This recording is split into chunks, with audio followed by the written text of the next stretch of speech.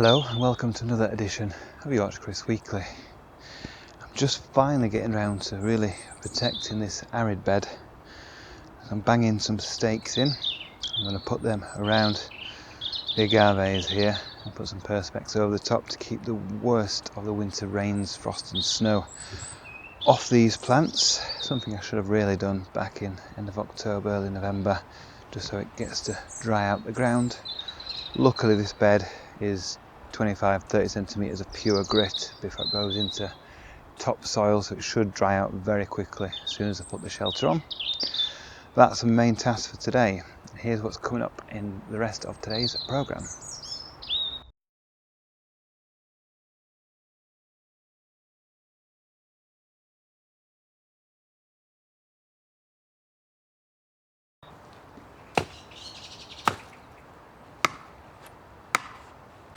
Now I've got numerous stakes put into the gravel around the arid plants. It's time to put the perspex over the top.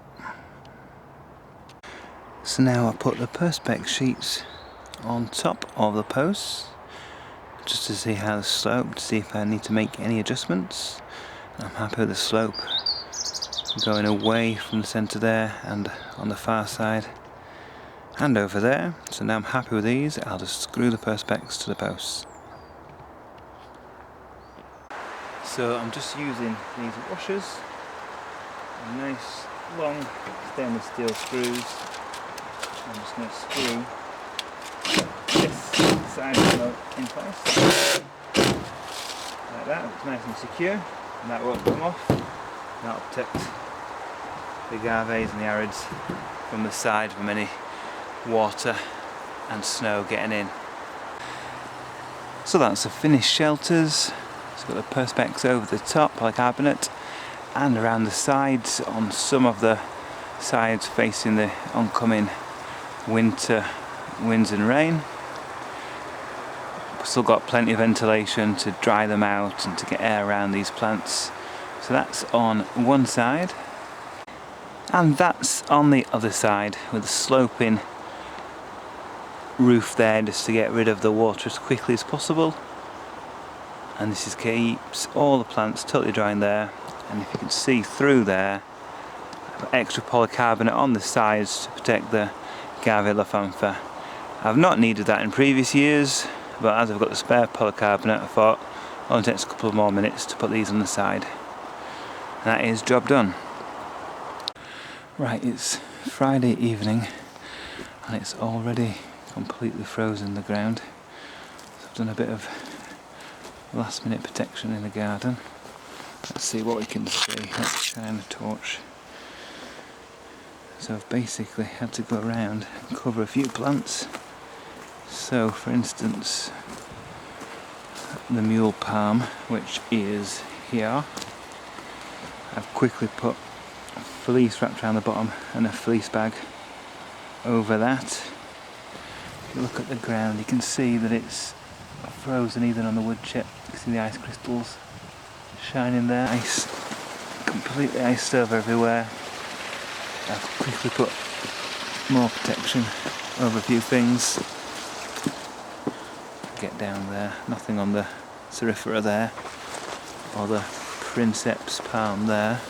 Put fleece bag over the Trachycarpus oreophyllus. Just a few layers round and then the big bag over the top. If I just go around here quickly in the ice, I've put a duvet over the Washingtonia robusta. It might damage the leaves a bit, but it should protect them. That's a good old winter duvet, super king size over there. The other night it got really cold, the ground was frosted before tea time and it looked like the night was going to be really cold, so I quickly went out and protected this booty grass, this hybrid mule palm. But now it's warmed up, the rain and the threat of ice rain has disappeared. I can get the fleece bag off so it doesn't really want to be on for long periods of time. So I'll just get that off now. Just don't want it to tear. So we've got the toggle at the back. There we go. Pull that off. And as you can see, the palm's looking okay. Just take this bit of fleece off as well, as we're protecting the main part of the palm, the growing point. I'll leave that little bit of fleece on the bottom. And then if we get more cold, I'll wrap it up, maybe for a longer period of time. But you don't really want to wrap palms for long periods of time unless it's really cold and dry. So that's the beauty of cross with Firegrass. Still doing okay, but this is its first true winter in the garden, so fingers crossed it gets through okay. Now here's something that surprised me a little. It's the Hercules Xanthodecia, the Arum Lily. And as you can see, the leaves look totally pristine, which I'm surprised about because I thought they'd be all mushy. These have got far more damage, the mushy leaves, than the Hercules over there. Just show you there's a little bit of hardiness so far in the Hercules, but I'm assuming once it gets a bit colder all the leaves will go down to the ground and it'll grow back next year like the regular crowberg. And there is some colour to be found, this time in the greenhouse. This is Fuchsia Boliviana. Beautiful pink flowers that are going to open to white in this case, because this is the Alba version. Although these are the first flowers on it, so we'll see how they develop over the next few days. But it's nice to see a little bit of colour in the depths of winter. So this is my newest tree fern that I only planted a few months ago. It's well over 2 meters 20 tall. And I've already filled the crown with lots of straw around here, but I do want to give it some added protection, mainly because it's a really big, expensive plant and I don't want it to die. So I'm gonna, as well as put the straw in, and I bent the leaves round. Quite a few have snapped off, but to be honest, it didn't have many good leaves this year because it was dry imported from down under. And the other thing I'm going to do to protect it is simply get a cheap sleeping bag. So this is a huge green one. I'm just going to place this over the top. Just step up. And the good thing about using a sleeping bag is it's breathable, and it's also lets the water through, and it won't soak in the water, but it's man-made fibre. Easy to slip on, like so. You can get the toggle at the bottom and just pull that in, and that will insulate this tree fern for the worst of the winter.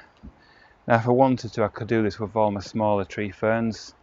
Most of them are in a more protected position at the end of the garden or near the plants near the wall over here, and unless it gets really cold, this tree fern wouldn't need this protection, but I'm just giving it belt and braces approach, giving it lots of extra protection because it's a new plant and it's a big one.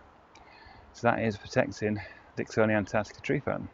Now this is my Washingtonia robusta, and if you remember from last winter it got completely defoliated with the cold because it wasn't protected at all. It's grown back, it's grown 6 leaves this season, so not a massive amount for this palm, but it's looking okay. Leaves are a bit damaged mainly because of the wind and also because of the really cold weather I was expecting the other night. I did put a duvet over the top which has squashed the leaves a bit, but it does mean they're still nice and green. That's it for another edition of the Yorkshire Kris Weekly. Join me next week where I'll be doing more in the garden.